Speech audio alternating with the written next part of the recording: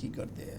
حج قافلہ روان دوا ہے۔ سری نگر سے حاجی صاحبان کی روانگی کا سلسلہ بدستور جاری ہے۔ سری نگر کے اندر انتظامات کو احسن کرانے کا وعدہ تو کیا گیا، لیکن عازمین حج کو سعودی عرب میں مشکلات کا سامنا کرنا پڑ رہا ہے۔ ہوٹل اور دیگر سہولیات نہ ملنے سے کافی مشکلات میں دوچار ہوئے ہیں سری نگر کے عازمین، اور حج کمیٹی جموں کشمیر کے بلند دعووں کے باوجود بھی پرسان حال وہاں پر کوئی نہیں ہے۔ اطلاع یہاں پر ہی نہیں ہے، اور خبر یہ بھی ہے کہ خدام الحجاج جنہیں عازمین کی خدمت کے لیے بھیجا گیا تھا وہ بھی ذاتی مصروفیات میں وہاں پر دیکھے گئے ہیں۔ اس طریقے کی اطلاعات اور خبریں جو ہے وہ سعودی عرب کی طرف سے اس وقت سامنے آ رہی ہے، اور کنسرن ریز کیا جا رہا ہے کہ حج کمیٹی آف انڈیا اور اسٹیٹ حج کمیٹی نے جس طریقے سے حج 2024 کے انتظامات کو احسن طریقے سے انجام دینے کا وعدہ دلایا تھا، لیکن اب ہر دن گزرنے کے ساتھ اطلاعات اور خبریں یہ آ رہی ہے کہ انتظامات ناقص ہے۔ اب انتظامات میں کیا پرابلم ہے فٹافٹ سے ہم آپ کو بتاتے چلیں۔ ایک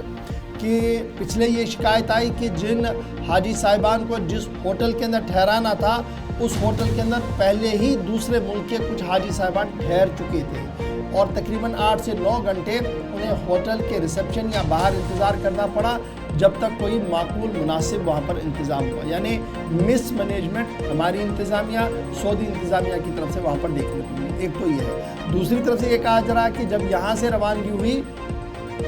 تو جدہ کے اندر موسم کا مزاج بدلا، جس کے بعد انہیں مینا بھیجا گیا، دوسرے ایئرپورٹس پر روانہ کیا گیا، اور جب وہ دوسرے ایئرپورٹس پر پہنچے وہاں پر کوئی بھی صورتحال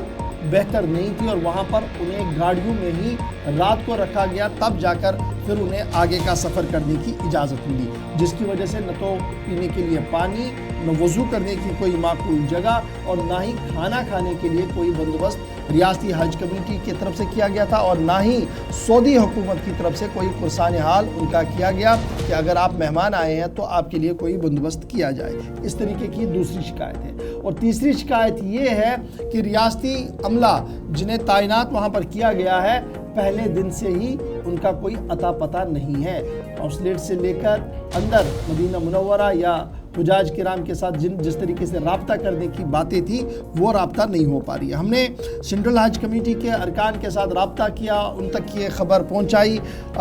طویل وقت لینے کے بعد انہوں نے معذرت ظاہر کی کہ وہ نہیں آ پائیں گے فون لائن پر، کیونکہ وہ اس پورے معاملے کو پہلے دیکھنا چاہتے ہیں کہ آخر خامی اور کوتاہی کہاں پر۔ بہرحال ہم نے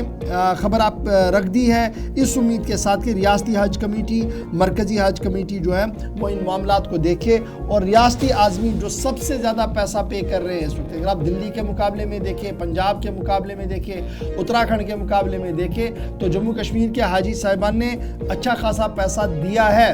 اب کی بار حج پر جانے کے لیے، اور یہی وجہ ہے کہ اس بار بہت کم حاجی صاحبان بھی چلے گئے، کیونکہ شاید اتنا زیادہ پیسہ ان کے پاس نہیں تھا جتنا ریاستی حج کمیٹی کی طرف سے تقاضا کیا گیا تھا، اور یہ کہا گیا تھا کہ آسان طریقے سے اور بنیادی سہولیات باہم رکھنے کے لیے اتنا پیسہ دینا پڑے گا۔ فائنلی پیسہ دینے کے باوجود بھی آج تیسرا چوتھا ہے، اطلاعات یہ ہے کہ ناقص انتظامات جدہ کے اندر اور مدینہ منورہ کے اندر دیکھنے کو مل رہے ہیں، اور پرسان حال حاجی صاحبان کا کوئی نہیں ہے۔ الزام حاجی صاحبان کی طرف سے لگایا گیا ہے مرکزی حج کمیٹی اور ریاستی حج کمیٹی پر۔